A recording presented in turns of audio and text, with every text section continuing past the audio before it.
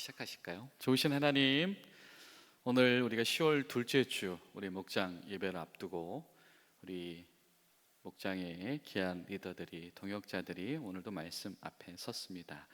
우리 모인 곳 가운데 은혜를 더하시고 은총 가운데서 함께하여 주시옵소서. 예수님의 이름으로 기도하옵나이다. 아멘. 오늘은 다들 어디 나들이 가셨나 봐요. 많이 주셨는데 우리 10월 둘째 주의 우리 내용입니다. 우리 매일 성경은 132쪽에 있는 이 내용이고요. 이번 주 우리 큐티는 아마 이 본문이 열왕기하 22장인데 아마 금요일, 그렇죠? 금요일 본문일 겁니다. 열왕기하 22장 우리 1절부터 20절까지 말씀인데, 우리 먼저 우리 교독하시고 말씀을 함께 나누시겠습니다. 열왕기하 22장 1절로부터 20절까지 말씀. 요시야가 왕위에 오를 때에 나이가 8세라 예루살렘에서 31년간 다스리니라. 그의 어머니의 이름은 여디디요 보스갓 아다야의 딸이더라. 여호와 보시기에 정직히 행하여 그의 조상 다윗의 모든 길로 행하고 좌우로 치우치지 아니하였더라. 요시야 왕 18째 해에 왕이 무술람의 손자 아살리야의 아들 서기관 사반을 여호와의 성전에 보내며 이르되, 너는 대제사장 hil기야에게 올라가서 백성이 여호와의 성전에 드린 은문 곧 문 지킨 자의 수가 납한 은을 계산하여 여호와의 성전을 맡은 감독의 손에 넘겨 그들이 여호와의 성전에 있는 작업자에게 주어 성전에서 부서진 것을 수리하게 하되, 곧 목수와 건축자와 미장에게 주게 하고 또 제목과 그 다듬은 돌을 사서 그 성전을 수리하게 하라. 그러나 그들이 손에 맡긴 은을 회개하지 말지니 이는 그들이 진실하게 행함이니라. 대제사장 hil기야가 서기관 사반에게 이르되, 내가 여호와의 성전에서 율법책을 발견하였노라 하고 hil기야가 그 책을 사반에게 주니 사반이 읽으니라. 서기관 사반이 왕에게 돌아가서 보고하여 이르되, 왕의 신복들이 성전에서 찾아낸 돈을 쏟아 여호와의 성전을 맡은 감독자의 손에 맡겼나이다 하고 사반에게 말하여 이르되, 제사장 hil기야가 내게 책을 주더이다 하고 사반이 왕의 앞에서 읽음에 왕이 율법책의 말을 듣자 곧 그의 옷을 찢으니라. 왕이 제사장 hil기야와 사반의 아들 아히감과 미아가의 아들 악볼과 서기관과 사반과 왕의 시종 아사야에게 명령하여 이르되, 너희는 가서 나와 백성과 온 유다를 위하여 이 발견한 책의 말씀에 대하여 여호와께 물으라. 우리 조상들이 이 책의 말씀을 듣지 아니하며 이 책에 우리를 위하여 기록된 모든 것을 행하지 아니하였으므로 여호와께서 우리에게 내리신 진노가 크도다. 악볼과 사반과 아사야가 여선지 훌다에게로 나아가니 그는 하라스의 손자 디가의 아들로서 예복을 주관하는 살룸의 아내라. 예루살렘 둘째 구역에 거주하였더라. 그들이 그와 더불어 말하며 훌다가 그들에게 이르되, 이스라엘 하나님 여호와의 말씀이 너희는 너희를 내게 보낸 사람에게 말하기를, 내가 이곳과 그 주민에게 재앙을 내리되 곧 유다 왕이 읽은 책의 모든 말대로 하리니, 이는 이 백성이 나를 버리고 다른 신에게로 분향하며 그들의 손의 모든 행위로 나를 경노하게 하였음이니라. 그러므로 내가 이곳을 향하여 내린 진노가 꺼지지 아니하리라 하라 하셨느니라. 너희가 이렇게 말하라. 이스라엘 하나님 여호와가 이같이 말씀하셨느니라. 내가 들은 말들을 대하여는 내가 이곳과 그 주민들에 대하여 빈터가 되고 저주가 되리라 한 말을 내가 듣고 마음이 부드러워져서 여호와 곧 내 앞에서 겸비하여 옷을 찢고 통곡하였으므로 나도 내 말을 들었노라. 여호와가 말하였느니라. 너로 너희 조상들에게 돌아가 평안히 묘실로 들어가게 하리니 내가 이곳에 내리는 모든 재앙을 내 눈에 보지 못하리라 하셨느니라 하니 사자들이 왕에게 보고하니라. 아멘. 예, 그렇습니다. 이 유다의 마지막으로 하나님께 사랑받았던 왕 요시야가 8살이라고 한 어린 나이에 갑자기 사실상 이 므낫세의 손자죠. 그래서 급작스럽게 이제 왕이 되었고, 왜냐하면 그의 부친이 한 2년 만에 끝났기 때문입니다. 또 암살 당하기도 했고, 그래서 왕이 되었고, 그리고 18해가 지나서 뭐 우리 나이로 치면은 뭐 20대 중반이에요. 우리 청년들이 군대에 갔다 제대할 때쯤 되는 그쯤 나이 정도 되었겠죠. 그때에 소위 말하는 이 성전 재건, 그리고 종교개혁, 정치개혁, 국가개혁이 일어나게 되어지는 그 발단이 되는 이야기를 우리가 지금 읽었습니다. 그러니까 잠깐 오늘 말씀들을 나누기 전에 한번 잠깐 생각을 해보시죠. 한번 화면을 보시면서 우리 생각을 해볼까요? 네, 이 열왕기하 22장 요시야 시대에 나와 있는 우리가 주요 이제 사건들, 또 생각할 거리들 한번 살펴보도록 하겠습니다. 다음, 자, 우리 지금 인쇄물에도 나눠 드렸는데요. 우리가 22장을 전체적으로 묵상을 하면서 쭉 생각해 봐야 될 꼭지들이 몇 개가 있습니다.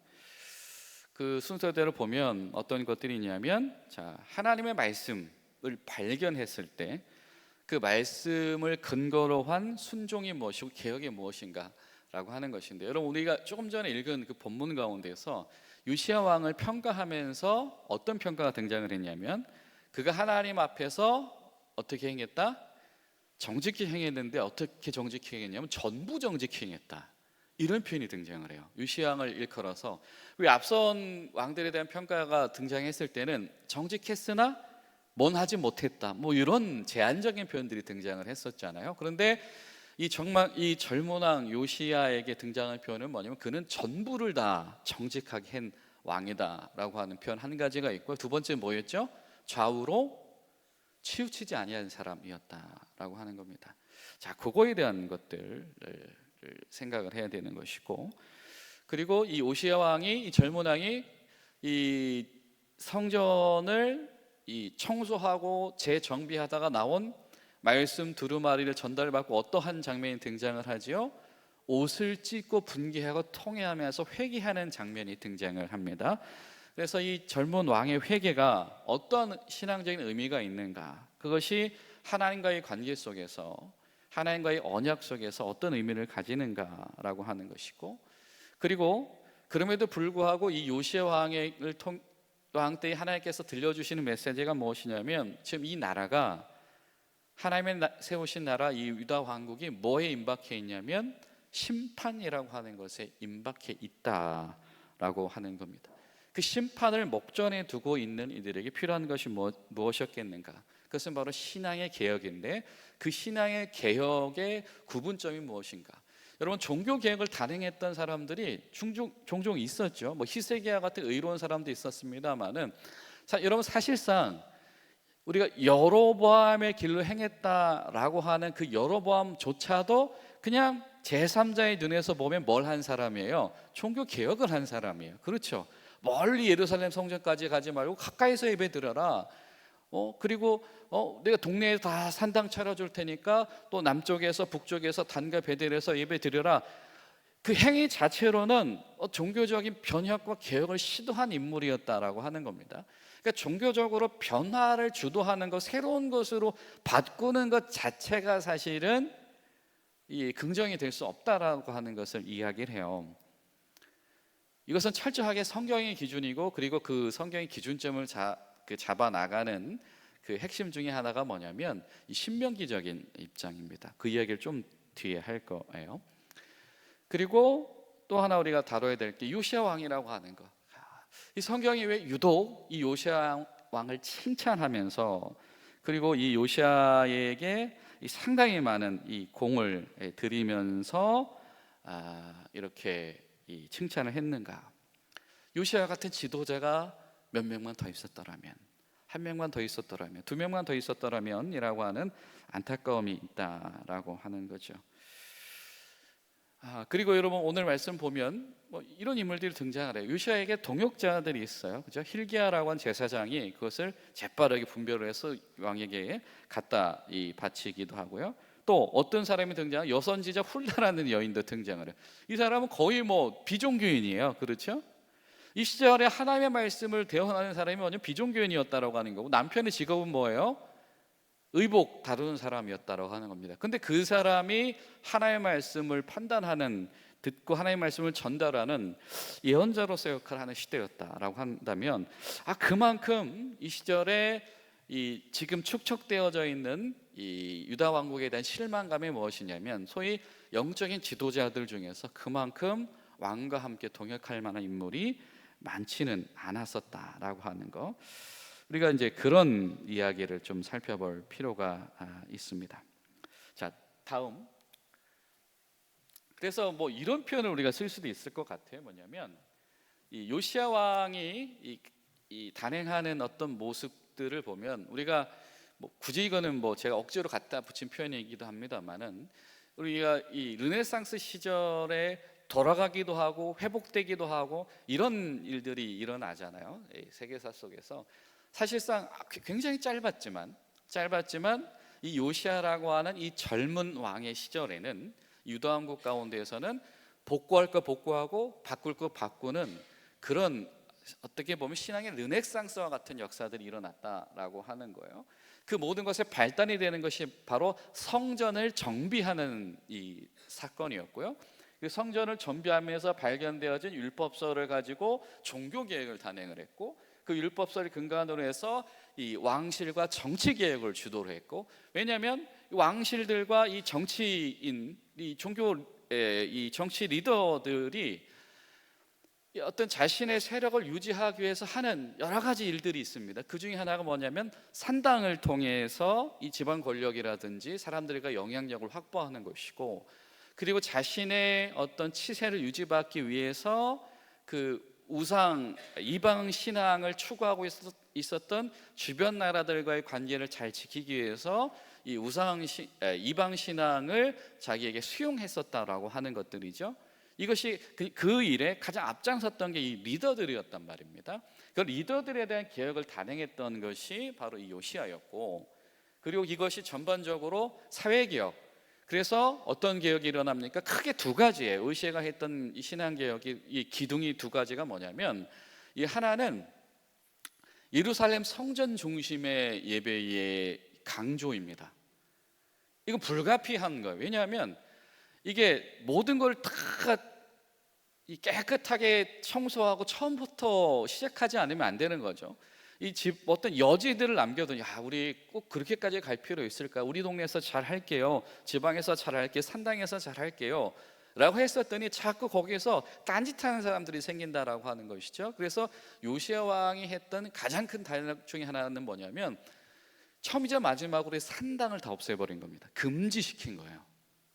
그러니까 모든 예배는 성전에서만 해라 라고 하는 것이고, 두 번째 뭐냐면 이 절기 회복입니다. 안식일을 지키는 문제, 절기를 지키는 문제를 강조함으로 해서 이 요시아 왕이 이 유대 사회 전체를 개혁하려고 추진했던 사람이다라고 하는 겁니다. 자, 그런데 다음, 그렇죠. 그래서 어쨌든 이 요시아 왕의 이 모든 도전의 시발점은 성전을 중수하는 거였고, 정비하다 보니까, 청소하다 보니까 뭐 구석구석에 있는 우상 신상들 이런 것들 다 내다 버렸죠. 그리고 뭐 다시 복구해야 될 것들, 세워야 될 것들 하다 보니까 구석에서 뭐가 나온 거예요? 거들떠도 안 보고 있었던 말씀 두루마리들이 막 발견되기 시작을 한 겁니다. 그래서 그 중심이 이 성전 중수였다라고 하는 거. 그래서 개혁 운동과 정치적인 변화라고 하는 양날개를 추구했다라고 하는 겁니다. 자, 다음. 자, 근데 우리가 좀 생각해 볼 것이 한 가지가 있습니다. 뭐냐면, 자, 이 요시아 왕이 왕위를 물려받을 시대가 어떤 시대였느냐라고 하는 거예요. 그럼 보시면 자, 유다 왕국이 어디 있죠? 여기 보이지도 않아요. 요만큼 있습니다. 그렇죠? 요런 나라들에 지금 이 시대의 직전까지 패권을 가지고 있는 나라가 어디냐면 아수르예요. 아수르가 한 이 정도 됩니다. 유다 왕국 여기 까만데 요만큼 있어요. 그리고 새롭게 부강하는 나라가 어디냐면 이 현재 이라크 지역 정도 되겠죠. 바벨론이라고 한 나라가 부강을 하고 있고, 그리고 이 시절에 이집트, 애굽도 새로운 부흥의 시기를 맞이합니다. 그러니까 여기가 애굽, 이집트가 있단 말이에요.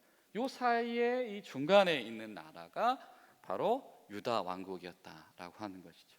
그리고 그 직전에 어떤 일이 있었냐면 유다 왕국의 형제인 북왕국 이스라엘이 당시에 최고 군사력이 셌던 이 아수르에 의해서 멸망당하고 상당히 한 세기, 두 세기 정도 시간이 흘러왔던 시기였다라고 하는 겁니다.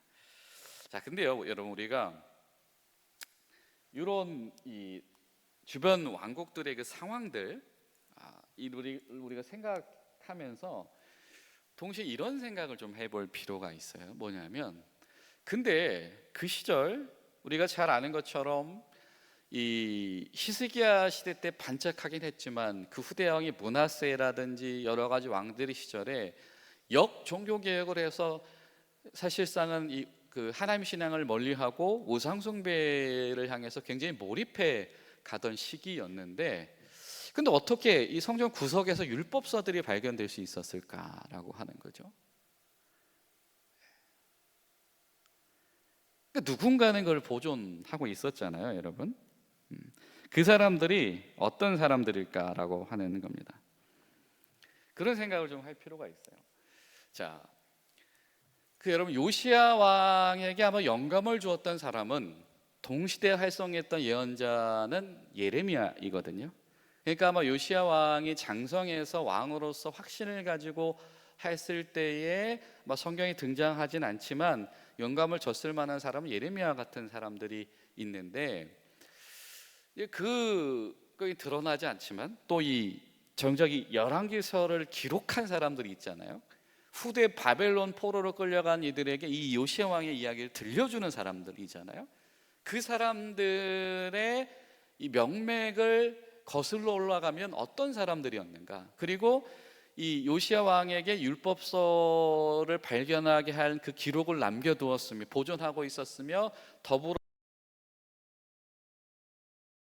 사상적으로 백그라운드가 되어주는 누군가들이 있었겠죠. 그 사람들이 어떤 사람들이었을까라고 생각을 하면 보통은 학자들이 이렇게 얘기합니다. 이 아수르에 의해서 북왕국이 멸망했잖아요. 그렇죠? 그리고 나고 나서 어떤 일들이 생기냐면 난민들이 발생을 하는 겁니다. 난민들. 그렇죠? 거기서 버틸 수 없으니까 떠나는 사람들이 나오는 거예요. 신앙을 보존하고 지키고 싶어서 떠나는 사람들이 나오기 시작을 하는 겁니다. 그리고 이 사람들의 특징은 뭐냐면 이미 교훈을 얻었을까요? 못 얻었을까요? 얻었어요. 이 북왕국 출신의 난민들은 교훈을 얻었어요. 우리가 정치적으로도 굉장히 번성해보기도 했고 군사적으로도 번성해보기도 했는데 그게 아무 힘을 못 발휘하더라고요. 왜냐하면 주변 나라들이 세도 너무 센 거죠. 이제 그게 답이 아니었다라고 하는 것을 경험적으로 아는 사람들인 것이고, 첫 번째. 그리고 여러분, 이 북왕국 이스라엘에 또 하나의 특징이 있습니다. 여러분, 우리가 지난달까지 계속해서 북왕국의 굉장히 실망스러운 모습을 많이 봤잖아요. 그렇죠? 끊임없이 쿠데타가 일어나지만 제대로 나라가 이 하나님 기준 가운데 서가는 법이 없었죠. 그렇죠? 그러다 보니까 활발히 활동했던 이 분야의 사람들이 있습니다. 그들이 누구였죠? 그렇습니다. 예언자들입니다. 엘리사 같은 예언자들이 활발하게 활동했던 나라가 어디냐면 그게 북왕국 이스라엘이었단 말이에요. 그러니까 남왕국 유다 입장에서는 우리보다 사실상 더 힘이 센 이스라엘도 저 주변의 큰 형님들한테 저렇게 굴복당하는데 우리는 딴 생각하면 안 되겠다. 대부분 왕들이 이런 생각을 가지고 굽신굽신 거리고 있었는데, 그때 히스기야 시대 때 반짝, 요시야 시대 때 반짝 뭔가 이 신앙적 사상적 근거가 왕을 마련하는 사람들이 있단 말이에요. 그 사람들이 누구냐면 이 패망하는 이스라엘을 뒤로하고, 그렇다면 우리가 최소한의 우리 신앙을 보존할 수 있는 마지막 피난처는 어디였을까요? 애굽으로 도망가야 될까요? 모압이나 암몬으로 도망가야 될까요? 아니면 바벨론으로 도망가야 될까요? 어쩔 수 없이 유다를 선택했을 거란 말이죠. 그래서 이 남쪽 남왕국으로 내려온 사람들, 북왕국의 이미 결말을 알고 있으며, 그래서 예언자들이 이렇게 간곡히 말했었구나라고 하는 그 교훈을 가지고 있으며, 그렇다면 우리가 보존해야 될 게 뭐냐, 전수해야 될 게 뭐냐, 정신이 뭐냐 라고 하는 명확한 개념을 가지고 있었던 사람이 어떤 사람들이 있었다는 겁니다. 보통 우리가 신학적으로 그 사람들을 신명기사가라고 그래요. 그래서 신명기의 전통이 뭐예요? 오직 하나님은 한 분이시다. 그래서 하나님 법대로 살면 하나님의 복 가운데서 살아가는 것이고, 하나님의 법을 벗어나면 하나님의 복과 상관없는 존재들이 되어버리는 것이다. 이게 신명기 아주 명확한 사상이거든요. 그 사상을 바탕으로 쓰여진 것이 사실은 열왕기서입니다. 바벨론 시절에. 그래서 이 열왕기서가 후대에 저작되게 하고, 그리고 이 시절에 요시아와 같은 사람들이 발견한 율법을 그 말씀을 보존시켰으며 어떤 이 종교개혁을 단행하는 데에 신앙적인 원천을 제공했던 그런 사람들이 대부분 바로 이 북왕국에서 왔던 사람들, 신명기의 말씀에 대해서 이제라도 뒤늦게지만 확고한 확신을 가지고 있었던 바로 그 사람들이다라고 하는 겁니다. 그 사람들이 히스기야 시대 때 무렵부터 이렇게 들어오기 시작을 했을 거예요. 그러다 보니까 히스기야 때는 그래도 어느 정도 신앙적으로 크게 일어났었잖아요. 그렇죠? 그러다 보니까 그 사람들 통해서 어떤 기록되고 보존되어져 그렇게 했던 것들이 성경 어딘가에 있었던 거죠. 근데 히스기야가 죽고 난 뒤 후대 왕들의 시대에, 특히 므낫세가 긴 시간 통치하면서 반세기 가까이 우상 숭배로 이 성전을 다 오염시켜가다 보니까 그게 성전 창고 어디 처박혀 있었던 겁니다. 그것을 요시야 때 성전을 청소하고 정화하다가 발견하면서, 야 그래 이거다, 이거 붙잡고 우리가 가야 된다, 그러기 시작했다라고 하는 겁니다. 자, 다음. 그렇습니다. 자, 요시야 시대가 바로 그런 시대였다라고 하는 거예요. 근데 이 재정학적인 상황이 변했느냐 바뀌었느냐? 전혀 그렇지 않았어요. 요시야 시대에는 어떤 시대냐면, 그 전까지는 빅2의 시대였다면, 아수르와 이 애굽, 이집트의 시대였다라고 한다면, 요시야의 시대에는 빅3의 시대입니다. 그래서 이 아수르, 그리고 애굽, 그리고 바벨론까지 강대국으로 부상하는 사이에 저기 이렇게 정말로 이 작은 이 단칸방 같은 그 자리에 위치하고 있는 것이 요시야 왕이었다라고 하는 거예요. 그 왕이 도대체 어떤 선택을 할 수 있는가? 이 다음 이 표를 한번 보시면, 다음 다음 이 얘기는 지금 하는 거죠. 다음 이 다음 표 한번 먼저 볼게요. 여러분 표를 인쇄물에도 드렸는데 3번 이 표를 보시면, 자 히스기야 시대 때부터 이 유다 마지막 시드기야 시대 때까지의 이 유다 왕들이 연표입니다. 그 중에서 단 2명이에요. 하나님 앞에서 바로 서 있었던 사람이 히스기야 시대에 단 2명입니다. 히스기야 시대 때 한 30-40년, 그리고 요시야 시대 때 한 30년, 요 2번의 시기를 제외하고는 나머지 한 200여 년에 달하는 시기가 정말로 신앙적으로는 암흑과 같은, 그 로비에 다 있습니다. 지금 이 표 다 드렸어요 제가. 시기인데, 여러분 이 시절을 보면 이런 것들이 있어요. 자, 한번 순서대로 볼게요. 히스기야가 그렇게 하다가 결국에는 나중에 죽죠. 그 다음에 므낫세가 그 왕위를 이어서 물려받았는데 55년 동안에, 그러니까 히스기야의 후대 왕이 므낫세의 왕의 시기가 유대왕국 전체 역사에 있어서 한 왕이 제일 길게 통치한 시대인데, 하필 이 므낫세가 뭐냐면 역종교 개혁을 시도했던 사람이에요.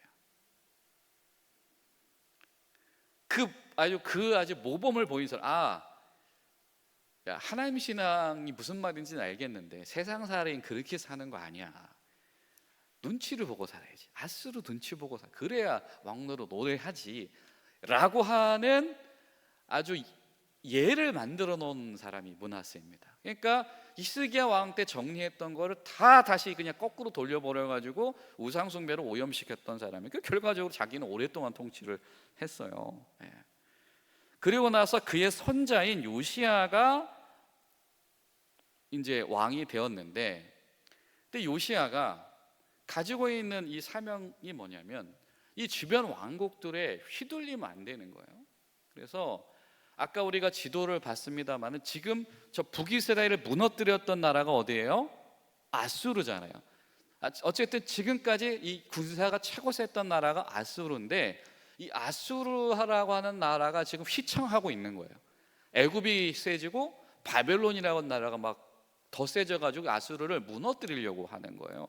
그러다 보니까 전전으로 다시 가면, 아까 사진을 잠깐 다시 볼까요? 전전. 네. 여기에서 그래요. 하나 더 가요. 가는 김에. 좋습니다. 자, 여기 있는 바벨론이 아주 강성해지려고 하니까 이 애굽이 얘가 더 크면 안 될 것 같은 거예요. 그래서 아수르가 얘한테 당하기 전에 아수르를 도와줘서 이 두 나라끼리 뭐 적당히 서로 견제하게 만들고 싶어 했던 겁니다. 애굽이. 그래서 애굽 왕이 이 아수르를 갑자기, 지금까지는 경쟁 관계였는데 지원하기 위해서 군대를 이끌고 올라와요. 신은 부강하는 바벨론을 견제하기 위해서. 근데 이 세 나라들이 전쟁을 하려면 어쨌든 길목에는 누가 있어요? 유다 왕국이 있는 거죠. 근데 여러분, 우리가 뭐 성경에 그런 내용이 나오지 않습니다만 지금 이 요시야 왕이 가지고 있는 교훈이 뭐예요? 저 아수르의 영향력인 거잖아요. 그리고 요시야 왕이 지금 배운 어떻게 보면 스승 멘토 같은 사람들은 이 이스라엘의 패망을 지켜봤던 이들의 후예인 거잖아요. 그러다 보니까 이 요시야 왕이 과감하게 이 전쟁에 뛰어듭니다. 그래서 아수르를 역사 속에서 지우는 편에 선 거예요. 그러다가 아수르를 도와주러 오던 이집트 왕과 무깃도에서, 하무깃도 아마겟돈이라는 얘기 전에 들었었죠. 무깃도 언덕이라는 뜻이에요. 아마겟돈이. 거기서 전쟁하다 전사를 해버린 겁니다. 결과적으로 이집트가 요시야 때문에 늦게 도착했어요. 그래서 아수르와 바벨론의 전쟁을 누가 이겨요? 바벨론이 이겨요. 그러니까 이집트가 화가 났어요. 그래서 돌아오는 길에, 그래서 요시야가 죽었으니 유대 나라가 다음 왕을 세웠죠, 그죠? 여호하하스라고 하는 왕을 세운 거예요. 근데 이 이집트가 바벨론이 전쟁이 이겨버리니까 화가 납니까, 안 납니까? 화가 난 상태에서 돌아오다 보니까 자신들의 길을 막았던 게 누구예요? 유다 왕이에요. 근데 유다 왕은 이미 죽었으니, 근데 가보니까 왕이 바뀌었대요. 그래서 이 이집트가 새로 세워진 유다 왕 여호아스를 까불지만 니들 주제 무슨 왕이야, 그러면서 왕을 그냥 납치해서 데려가 버립니다. 포로로. 그리고 나서 세운 왕이 누구냐면 엘리야김, 여호야김이라고 하는 왕을 세운 거예요. 그래서 이 여호야김 왕은 애굽의 바로가 네가 왕해라 라고 해서 왕으로 임명해버린 왕이 된 겁니다. 근데 이제 여호야김 왕은 이렇게 하다 보니까, 그래서 이제 그 애굽 형님한테 굽신굽신하면서 살고 있었는데, 애굽 형님이 이 동네를 돌아보지 않는 사이에 새로운 바벨론 형님이 막 와가지고 괴롭히는 거예요. 야 임마, 너 알고 보니까 애굽한테 굽신거린다며. 그러다 보니까 어쩔 수 없이 바벨론한테도 잘 인사하고 잘 해야 되겠죠. 그리고 한 대 맞고 갔어요. 근데 갔더니 뒤늦게 그 소식을 든 애굽에서 올라온 거예요. 야, 너 바벨론한테 잘해줬다며. 너 어떻게 하려고 그래? 그러니까 애굽한테 맞았어요. 그러니까 여호야김 왕은 이 편에서 서지 못하고 저 편에서 서지 못하고 결국에 여기 붙었다 저기 붙었다 왔다 갔다 하다가 결국에는 보통은 암살당했다고 여겨지는데, 바벨론이 그러니까 막 이제 막 부상을 했으니까 여러분, 그 당시 바벨론이 정치적으로 안정화가 되어 있지 않았어요. 그래서 내란도 일어나고 막 그랬단 말이죠. 그러니까 그럴 때마다 이 다른 주변 조그만 나라들은 야, 이때가 기회야, 우리가 힘을 키우든지 우리끼리 힘을 합쳐보자 막 이런 일들을 했었단 말이에요. 근데 바벨론이 자체적으로 무너질 줄 알았는데 느부갓네살이 그 모든 걸 다 평정을 해버리고 덧센 왕이 돼버린 상태에서 와보니까 지금 유대 나라 입장에서는 큰일 난 거죠. 그래서 혹자들은 유대 백성들이 여호야김을 암살했다, 이거는 바벨론에 대한 충성의 표시로 당신한테 그렇게 까불던 여호야김 왕을 우리가 죽이고 새로운 왕을 세웠습니다 라고 하는 거죠. 그게 바로 누구냐면 여호야긴이에요. 근데 여호아하스를 애굽이 그냥 볼모로 끌고 갔던 것처럼 바벨론 입장에서도 웃기고 있네 그러는 거죠. 야, 니들 주제, 야, 니들이 뭔데 왕을 니들 마음대로 뽑아, 그런 거 우리한테 까불어 놓고. 그래서 그 여호야긴 왕을 포로로 끌고 가버린 거예요. 그리고 나서 바벨론이 왕으로 세운 인물이 누구예요? 그렇습니다, 시드기야입니다. 이렇게 된 거예요. 요시야가 전사하고 난 뒤에 한 번은 애굽이 왕을 세워버리고 한 번은 바벨론이 왕을 세워버리고, 유다 한국이 어쩌다 이런 시절을 맞았을까라고 하는 것을 열왕기서가 상세하게 전해요. 그러면서 심혈을 기울여서 묘사를 하고 싶어하는 인물이 있습니다. 그 인물이 누구예요? 그 시절에 유일하게 하나님 앞에 완벽하게 칭찬받았던 사람, 요시야라고 한 사람이 있었다. 그런 사람이 몇 명만 더 있었더라면, 그런 지도자가 몇 명만 더 있었더라면 우리가 이렇게 비참하게 포로로 강가에 끌려오지 않았을 텐데 라고 하는 탄식이 이 열왕기서 가운데 있게 되는 겁니다. 그러니까 사실 이 요시야 왕이 굉장히 단호하게 이렇게 개혁을 단행을 하잖아요. 근데 그런 이면 가운데 뭐냐면, 이 요시야 왕의 영감을 주었던 율법책을 보통 우리가 신명기라고 이야기를 합니다. 많은 학자들이. 그 신명기를 보존해 왔던 사람들은 아까도 말씀드렸던 북이스라엘의 멸망 이후의 후예들이 주도적인 세력들이었고, 그리고 그들이 가지고 있었던 그 강심장은 뭐로부터 물려받은 거예요? 이스라엘에 있었던, 그렇습니다, 예언자들의 강심장을 물려받은 것이고, 그런 사람들에게 영감을 받아서 말씀 중심으로 나아갔던 사람이, 말씀을 붙잡았던 사람이 바로 이 요시야 왕이라고 하는 사람이었다라고 하는 것이죠. 그래서 열왕기사 22장은 바로 그 이야기를 전해요. 요시야 왕이 성전을 정비하니까 보존해 주신 말씀을 발견했다. 그 보존해 주신 말씀을 발견할 때에 요시야 왕이 회개하니까 그 주변에 그에게 영감을 줄 수 있는 동역자들을 하나님께서 붙여주시더라. hil기야가 됐건 또 여선지자가 됐건. 그래서 요시야 왕이 정말 그 말씀 붙잡고 나아갈 수 있게 해 주시더라라고 하는 것이죠. 자, 우리가 이런 어떤 생각을 전제로 해서 우리 교재로 한번 들어가 보시면 132쪽입니다. 이렇게 정리를 하죠. 한 권의 책이 한 사람의 인생을 바꾸기도 합니다. 그렇죠? 요시야 왕은 이 율법서 신명기의 사람이었습니다. 그러나 우리 교재에서 담고 있지 않은 그가 말씀을 말씀을 발견하기까지 그가 성전 정화를 시도하게 되어지는 그 배경 가운데서 그렇게 고군분투하는 보이지 않는 하나님의 사람들이 분명히 있었고, 그들이 보존한 하나님의 말씀이 요시야라고 하는 사람을 움직였다라고 하는 거 우리가 잊지 말아야 되는 것이고, 그리고 그렇게 보존해서 물려주었더니 요시야 같은 사람이 반응하더라라고 하는 거죠. 여러분, 그러니까 저 여러분의 책임도 그와 같이 있는 거예요. 보존하고 전수할 책임이 있습니다.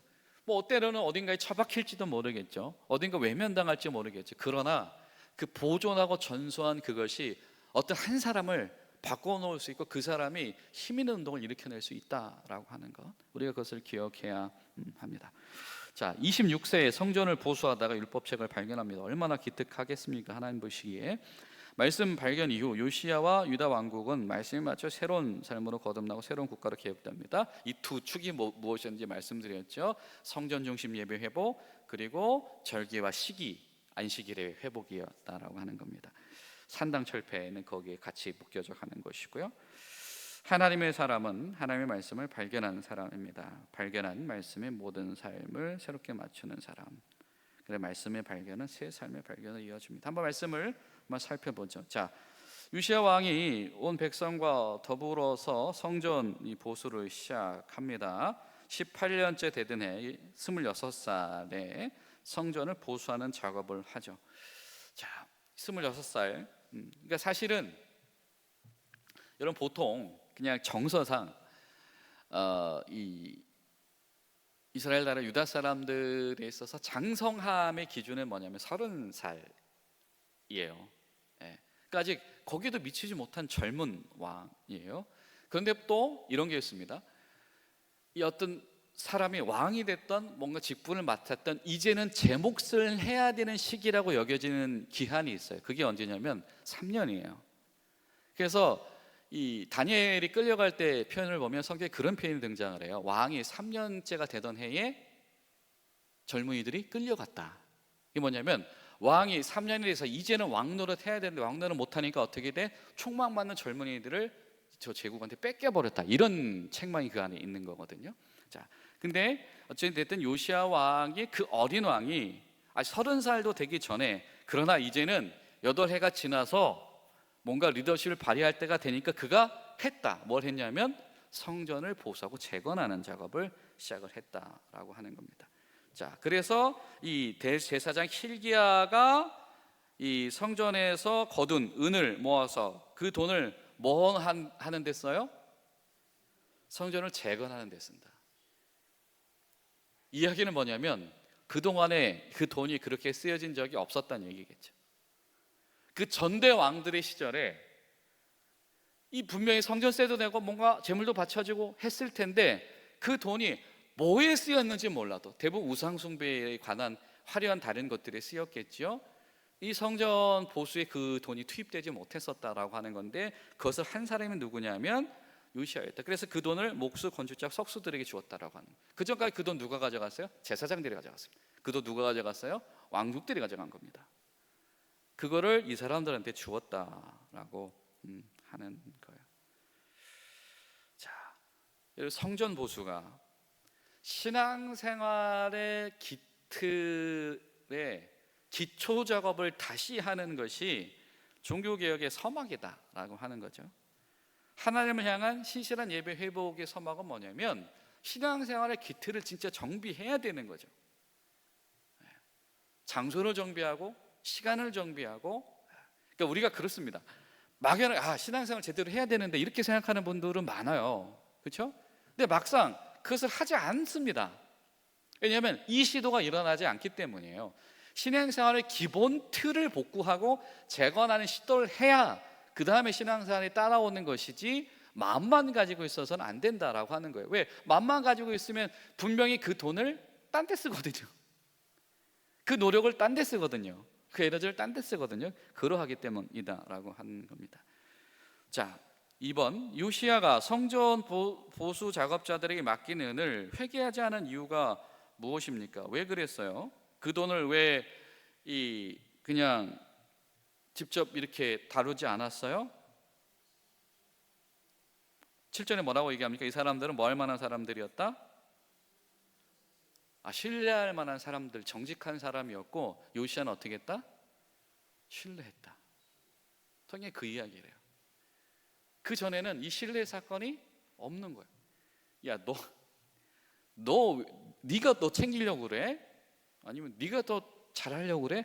이런 일들만 난무했던 것 같아요. 그래서 성경이 그 이야기를 자세히 전하는 거예요. 요시야 시대 때 어떤 일이 있었냐면 서로 신뢰하는 일이 있었다. 믿고 맡겨도 되고 그들이 한 마음이 되었다. 그게 뭐냐면 다른 시대엔 그런 일들이 없었어. 서로 자기 주머니 배불리기만 이렇게 급급했다라고 하는 것이죠. 여러분, 신앙 계획의 기반은 그렇게 일어나는 거예요. 서로를 신뢰하고 서로를 의지할 수 있는 사람들입니다. 자기 주머니를 불리게 급급하지 않은 사람들이에요. 어떤 이 정직과 신뢰, 이런 부분들이 그 시절에는 있었다라고 하는 겁니다. 자, 요시야는 왕으로서 신뢰의 지도력을 보였다. 당신들을 믿습니다. 그 돈 내가 왕이지만, 내가 전에 이 왕족들은 그거 가져갔지만 내가 가져가지 않습니다. 사실 똑같은 일을 했던 사람이 후대에 한 명 더 있습니다. 누구죠? 느헤미야죠. 느헤미야가 지금, 아니 사실 공사가 문제가 아닙니다. 지금 이 사람들 다 빚쟁이인데요, 이 돈 있는 사람들이 빚나는 갚으라고 그러고 전혀 그러다 보니까 먹고 사는 문제가 해결이 되지 않습니다. 그러니까 느헤미야가 어떻게 해요? 자기 몫을 가지고 다 나눠주고, 그리고 세금 걷지 말라고 그러고, 그런 단행을 시도하면서 후대에 성벽이 중수가 되어지잖아요. 그죠? 근데 사실 그와 다르지 않은 사건을 지금 하는 거예요. 여러분, 사실 그 시절에는요, 제사장이나 왕들이 한통속이었기 때문에, 그죠? 그들이 다 이걸 거둬들이고 막 그랬었단 말이에요. 근데 그걸 하지 않았다라고 하는 겁니다. 그랬더니 그 공동체에게 하나님께서 그에게 신뢰할 만한 사람들을 붙여주셔서 실제로 그 일이 일어나더라. 그럼 우리 가운데 정말 그러한 하나님께서 정말 기뻐하시는 복된 동역이 우리 가운데 많이 풍성할 수 있기를 간절히 소망합니다. 그러기 위해서는 이 결단하는, 요시야가 먼저 결단했을 때에 그런 일들이 일어났다라고 하는 것이죠. 자, 두 번째, 요시야가 성전을 보수하다가 율법책을 발견합니다. 정말 중요한 사건입니다. 한번 모세오경을 발견했을 것이고 서기관 사반을 통해서 읽었습니다. 그 이야기를 들은 요시야는 깊은 충격을 받았고 옷을 찢으며 회개했습니다. 자, 율법책을 발견했더니 어떻게 했대요? 읽었대요. 첫 번째, 시켜서 읽었어요. 서기관을 시켜서 읽은 거예요. 그리고 두 번째는 어떻게 했어요? 그 이야기를 듣고 옷을 찢으면서 회개했다라고 하는 거죠. 무엇 때문에 회개했습니까? 무엇을 회개했습니다. 무엇 때문에 옷을 찢고 이렇게 통회했습니까? 그 속에 들어있는 하나님의 음성이 들려지는 것이죠. 자기 비평이 되는 것이고 현실 비평이 되는 것입니다. 자, 우리가 예언자의 소리라고 하는 말을 가끔 할 때가 있죠. 여러분, 예언자라고 하는 말 거듭해서 말씀드리죠. 예언자, 성경에서 말하는 예언자의 의무는 뭐다?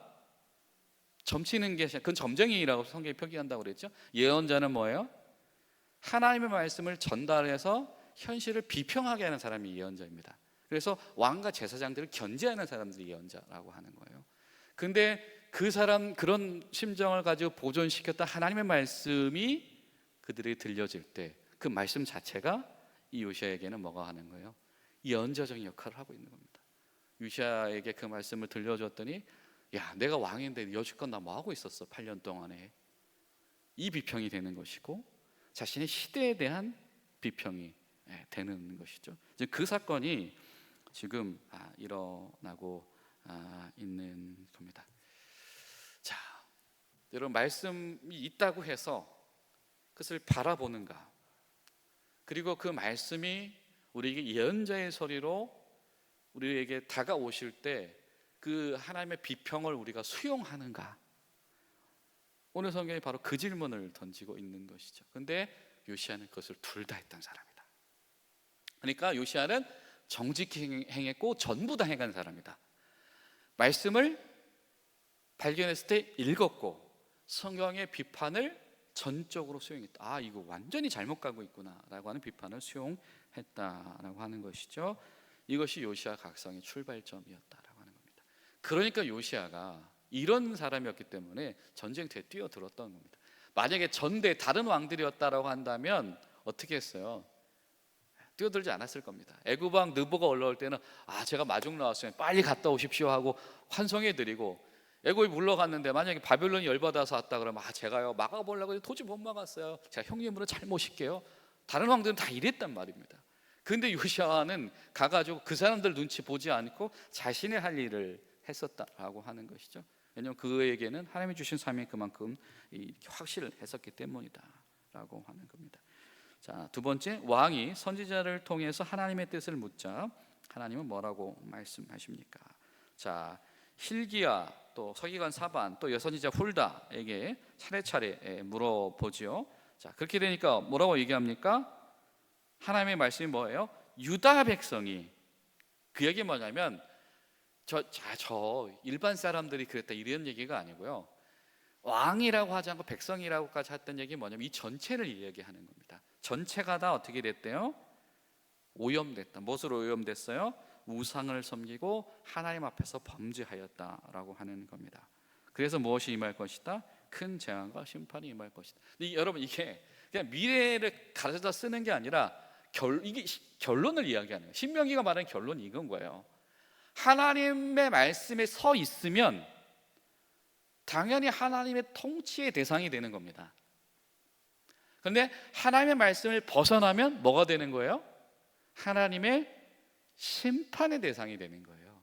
지금 이걸 말하는 거예요. 미래에 재앙이 몰려오고 있다, 이게 초점이 아니고요, 재앙이 왜 몰려오냐면 심판의 대상이 됐기 때문에 몰려오는 거예요. 심판의 대상이 왜 되냐면 하나님의 말씀의 기준, 하나님 나라의 기준, 하나님이 이 세상을 통해서 회복하기를 원하시는 그 기준들에서 벗어났기 때문이다라고 하는 거죠.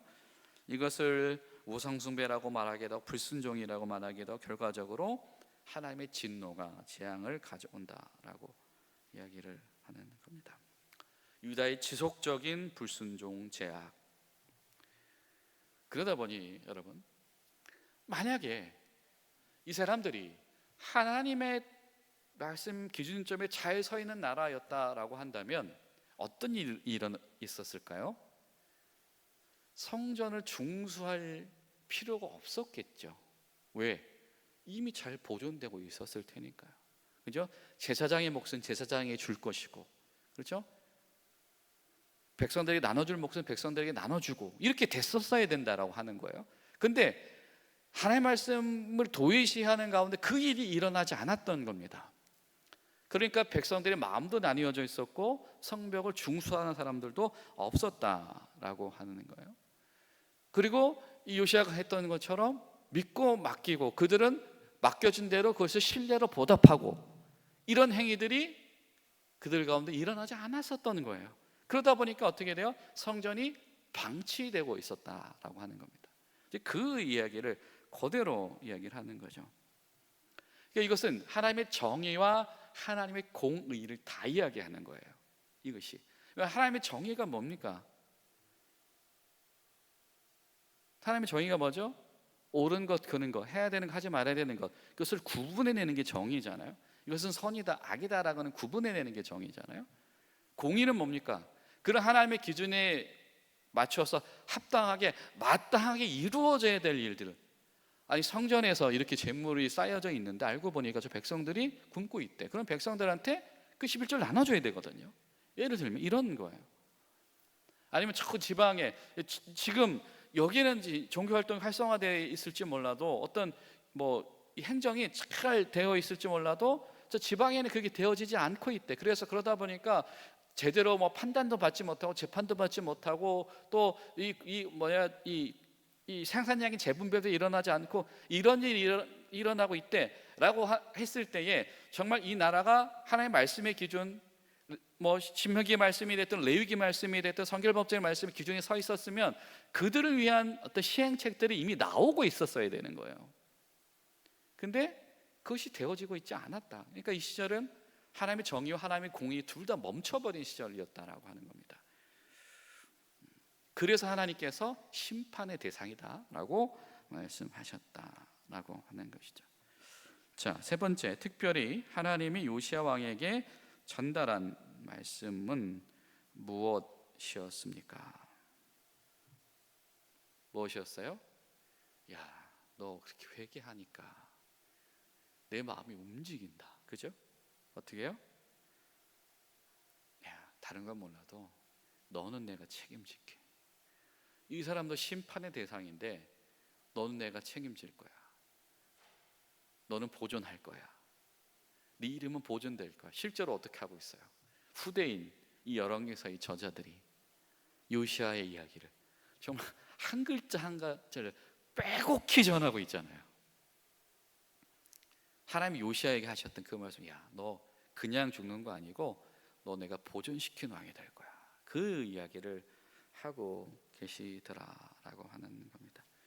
그러니까 사실 요시아 왕이 전장에서 전사했기 때문에 평안한 죽음을 맞았는지 어땠는지는 우리가 알 수 없어요. 근데 요시아 왕의 죽음을 성경은 특별히 열왕기서는 복된 죽음이라고 평가를 합니다. 왜 그럴까요? 왜 그럴까요? 유다 왕국의 멸망을 보지 않았기 때문이에요. 네. 유다 왕국의 멸망, 성전이 붕괴되는 그 현장, 하나님께 심판받고 버림받는 그 현장을 보지 않았기 때문에, 그리고 정말로 그 이름이 보존됐기 때문에 열왕기서가 바로 그 이야기를 하고 있다라고 하는 것이죠. 그렇습니다. 요시아 왕은 말씀을 듣자마자 회개하며 옷을 찢었습니다. 흘려 듣지 않았고 진실한 마음으로 겸손하게 반응했습니다.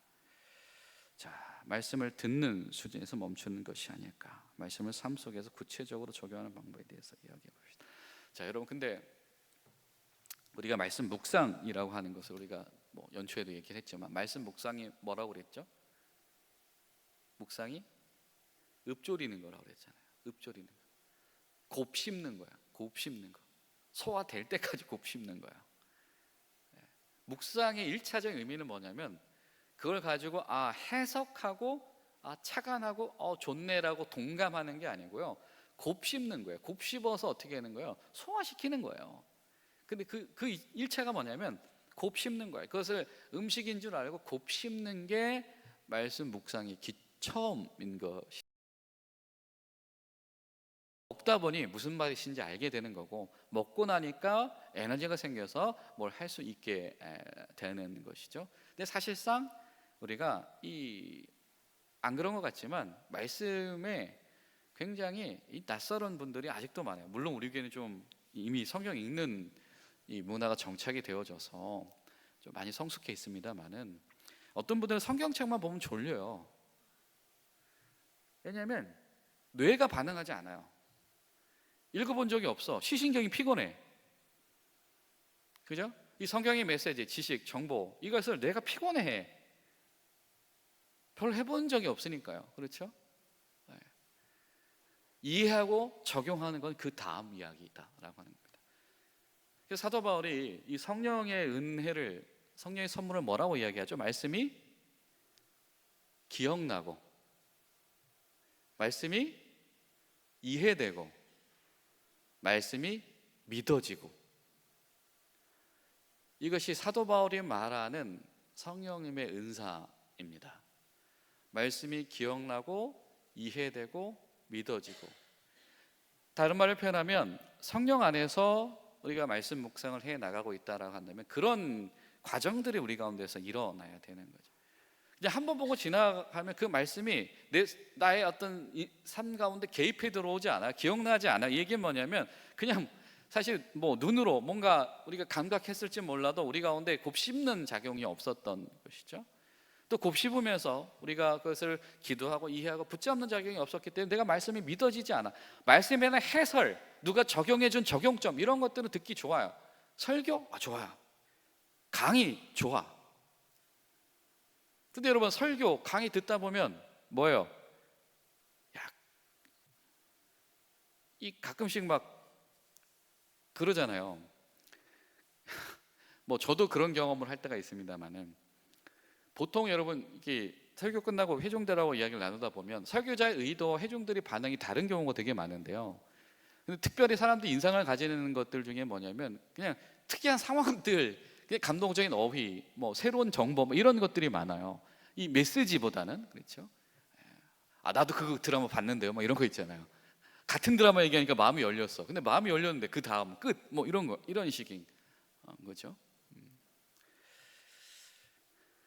이 작용들을 하지 않다 보니까 영적으로 빈곤한 상태에서 만나는 위기는 뭐냐면, 해설서를 잘못 만났을 때 그래서 위기가 찾아오는 거예요. 유튜브를 잘못 봐.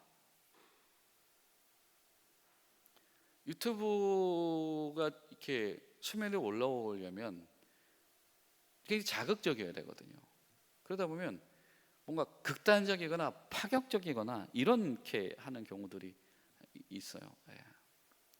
그러든지 아니면 이단에 빠지든지 그런 것이 이런 묵상의 결핍, 말씀의 결핍에서 오는 경우가 사실은 많다라고 하는 거 우리가 좀 생각해 봐야 될 것입니다.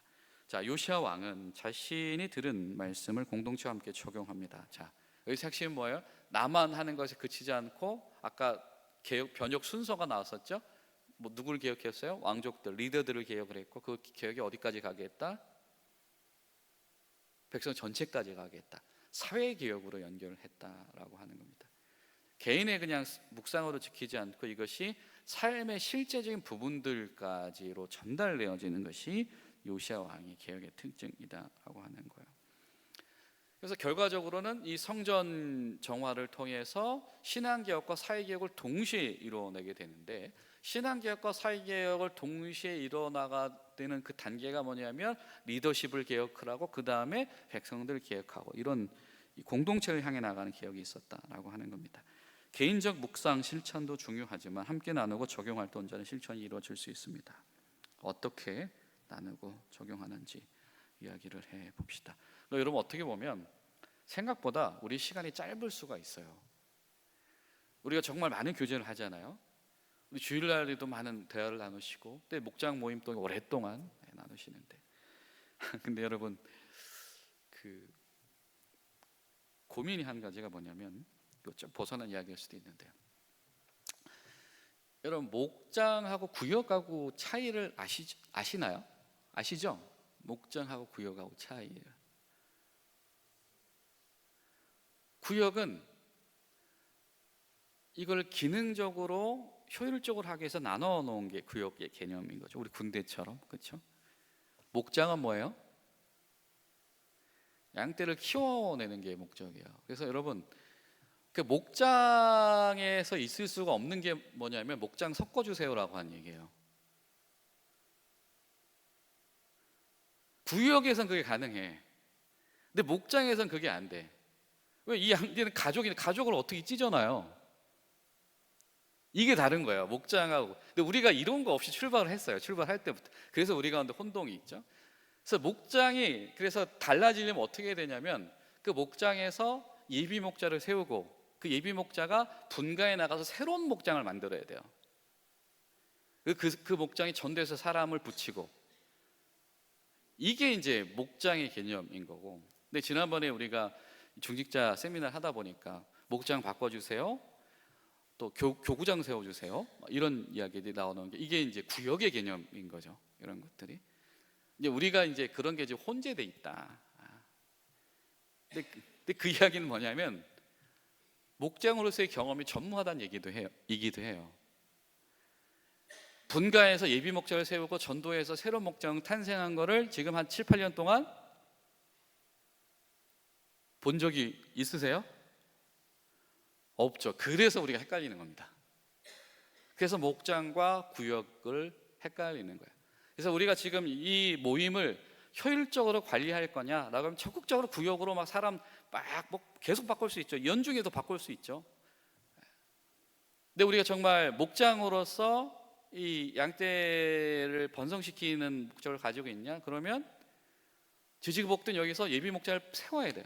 이 사람이 목장이면 그 사람 목장을 세워서 2명이 됐든 3명이 됐든 이 사람이 나가서 전도해서 새롭게 가정을 이루어야 되는 것이죠. 근데 이 경험이 우리에게는 없다. 그런 적 없으시죠? 지금 목장으로 바뀐 뒤로 한 번도 없죠. 네, 그래서 우리가 지금 헷갈립니다. 자, 그렇다라고 한다면 이 도전권을 어떻게 받아들일 것이냐라고 하는 거예요. 우리가 이 목장도 한 목장도 만들어 본 경험도 없는데 이거 뭐 공동체의 얘기를 하는 것이 우리에게 이게 어떤 파급력이 있을까? 여러분, 솔직히 얼마나 관심이 가세요? 이 질문은 뭐냐면 우리가 목장에 분가하는데 관심이 가, 마음이 가, 내 마음이 움직여.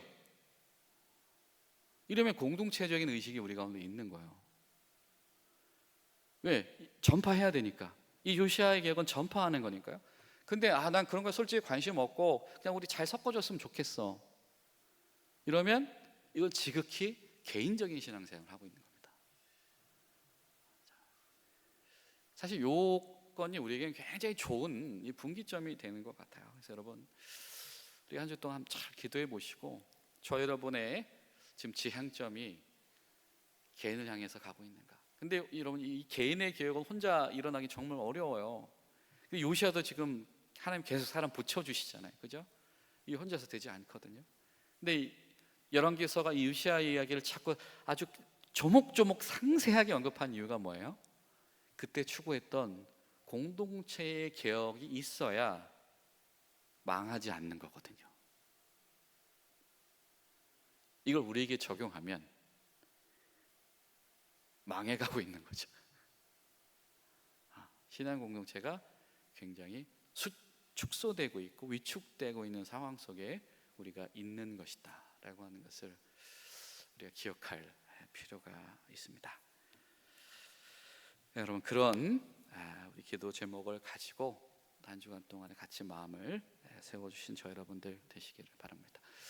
아마 지난 주간에 우리 이주원 목사님이 우리 상반기에 조사했던 우리 전도 대상자, 태신자들, 가난안 성도들 명단 다시 한번 재확인하셨을 텐데요. 여러분, 이번 추수감사절에 우리가 그분들을 초대할 계획을 가지고 있습니다. 그래서 지난 우리 여름에 우리가 뮤지컬 소개하면서 가보세요 그랬었잖아요. 그 시몬 베드고라고 하는 뮤지컬이 있는데 이게 뭐 인터파크에서도 뭐 공연표를 판매하고 막 그랬던 공연이 25,000원 상당의 공연인데 그 뮤지컬을 우리 추수감사 오후 예배 때 우리 교회에서 할 겁니다. 그분들을 초대를 했어요. 초대를 해서 할 거니까 그래서 그날 우리가 이 전도 대상자들, 가난안 성도들 많이 초대하려고 지금 전도부에서 기도하고 준비하고 있습니다. 그러니까 목장별로도 좋은 기회잖아요, 그렇죠? 그러니까 그날 오셔가지고 같이 뮤지컬도 보시고 오랜만에 교제할 수 있는 시간이 됐으면 좋겠고, 또 그래서 또 그날은 이제 점심 시간에, 그날은 오후 예배는 30분 좀 늦게 드릴 거예요. 그분들 오셔서 준비하는 시간이 있기 때문에 2시에 시작을 할 텐데, 그래서 교육부서 주관으로 또 추수감사 축제를 할 겁니다, 점심 시간에. 그래서 우리 아이들, 청소년들, 청년들과 함께, 그래서 그런 시간들도 이렇게 넉넉하게 될 수 있도록 여러분 많이 기도해 주시고요. 또 이번 주에는 우리가 체육대회로 모입니다. 야외 예배로 모입니다. 이렇게 기억해 주시고 많은 분들에게 소식 전해 주시기 바랍니다. 자, 기도하고 마치죠. 좋으신 하나님, 주님 감사합니다. 하나님, 우리에게 요시아라고 하는 하나님 보시기에 정직하며 전부를 행했으며 좌우로 치우치지 아니했던 인물의 상세한 면모를 우리에게 전수해 주시니 감사드립니다. 하나님, 우리 가운데서도 신앙의 기초에 정화가 일어나게 도와주시옵시고 기틀이 새롭게 되게 하시고 말씀의 발견, 묵상, 회개, 적용, 변혁, 이 모든 것들이 우리 가운데서도 이루어질 수 있도록 성령께서 역사하여 주시옵소서. 우리 목자들, 우리 목장원들 한 사람 한 사람 주님께서 지켜주시고 각자의 상황 속에서 또 특별히 우리 간절한 기도 제목 있는 이들 있습니다. 하나님께서 하늘의 문을 여시고 응답해 주시고 만져주시고 치료해 주시고 이끌어 주시고, 또 특별히 주님의 귀한 여종들이 하나님의 나라를 위하여서 힘쓸 때에 가정과 일터 가운데 어머니와 아내의 빈자리가 생기지 아니할 수 있도록 주님께서 보호하여 주시옵소서. 예수님의 이름으로 기도하옵나이다. 아멘.